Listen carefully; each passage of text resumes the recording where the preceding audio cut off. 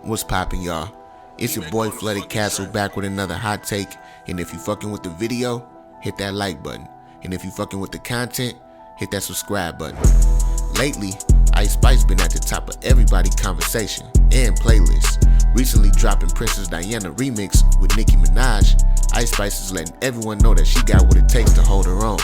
And what's more impressive is that she already got 3 tracks that made it onto the Hot 100 Billboard: Gangsta Boo, In Her Mood, and Pink Panther's Boy's a Liar Part 2, which debuted at number 14. Seems like the only way is up for the Bronx rapper. In a recent interview, Ice Spice expressed that she feel like she started a new lane, and starting to hear a lot of other artists that sound like they belong in her lane as well. Now, I don't know if that was aimed towards anybody specific, but it's obvious that she's the hottest female rapper in the game right now, so I wouldn't be surprised if other artists started mimicking her flow. Now it seems like Drake is facing a new possible lawsuit after a Ghana musician by the name of Oberfour has claimed that Calling My Name samples his song without permission. As Rolling Stone points out, the lawsuit claims Drake's Honestly Nevermind album uses elements of Oberfour's 2003 song Oye Ohini. The filing claims that while Drake team sent 2 clearance emails to Oberfour to approve the sample the week before the surprise album dropped, he still hasn't responded yet with his permission. Nonetheless, Calling My Name is one of the songs appearing on the Honestly Nevermind album. The lawsuit states the copying of the sample phrase is so direct in nature that the audio of the sample phrase heard in the song contains little or no audible manipulation, processing, or other alteration to its original character as heard in the copyrighted work. But because of this, Oberfour is seeking at least $10 million in damages. Calling My Name has already been streamed over 4 million times on YouTube, streamed over 47 million times on Spotify, and streamed tens of millions of times on Apple Music. But in other news, it seemed like Metro Boomin is back for more. Fresh off his set at Coachella, Young Metro has announced that he and Future is working on a joint project. Taking to Instagram, he reflected on his performance at the festival last Friday. After a 10+ year journey, it was surreal to perform at Coachella in front of 20K plus with my brother Future. He then told fans that a Metro Pluto album was on the way. Metro brought out Future at Coachella, where they performed their collaborations including Superhero, Mask Off, and I Serve the Bass. While they worked together numerous times, this will mark their first collaborative effort. Metro previously teamed up with 21 Sav on a pair of joint projects, 2016 Savage Mode and 2020 Savage Mode 2. In February, Future revealed that he was back in the studio readying a new album. He tweeted, "I'm in album mode, moving different all 2023. His most recent album, I Never Liked You, was released in April of 2022. It became his 8th #1 album on the Billboard 200 and earned a Grammy nomination for Best Rap Album." Metro also brought out The Weeknd, 21 Sav, and Don Toliver during Coachella Weekend 1. He'll return for the Coachella Weekend 2 this Friday.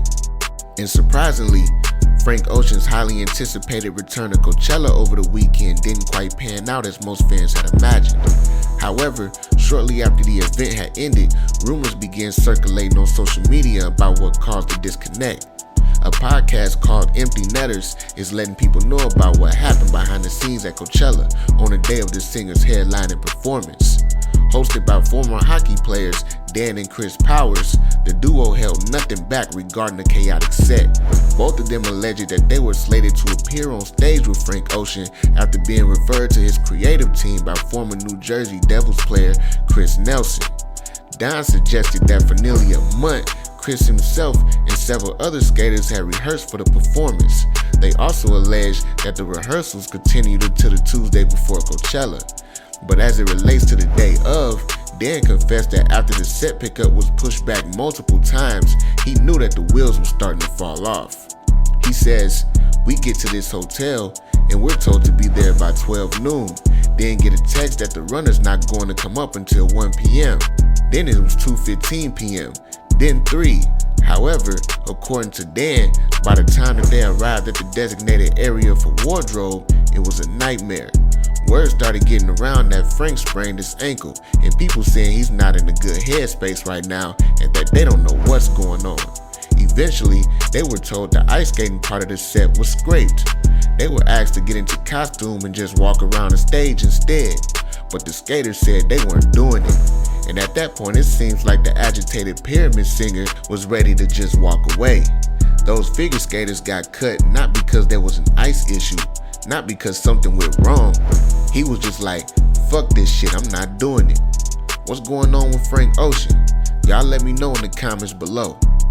Last but not least, YSL RICO case defense attorney Anastasios Manetas was arrested in court after he allegedly brought pills into the Fulton County courthouse.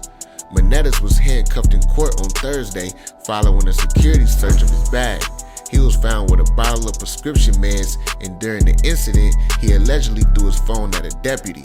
Manetas is being charged with simple battery on a law enforcement officer, obstruction and disrupting court proceedings, and possession of pills not in their original container. According to reporter George Cheedy, Manetas was trying to throw his phone to another lawyer. When he tried to toss his phone to another attorney so they wouldn't be able to search it, he missed and it hit a deputy, so they also charging him with assaulting an officer. Manetas represents Miles Slato Farley, one of the 28 individuals listed in the indictment for alleged gang activities last year. The arrest of the attorney comes just one day after the defendant, Redalius Ryan, was led out of the courtroom because he was believed to be in possession of marijuana. When he was escorted out, he caused a disruption to the court proceedings by yelling from his holding cell. Do y'all think they was wrong for arresting the lawyer? Y'all let me know in the comments below. But anyway, that's my hot take for the day. And if you fuck with the video, hit that like button. And if you rocking with my content, hit that subscribe button as well. Oh yeah, and don't forget to follow me on Twitter @FloodedCastle. You can DM me anytime. I'm on Twitter all day, every day, looking for the next biggest news. But alright man, I'm out. Y'all stay smooth.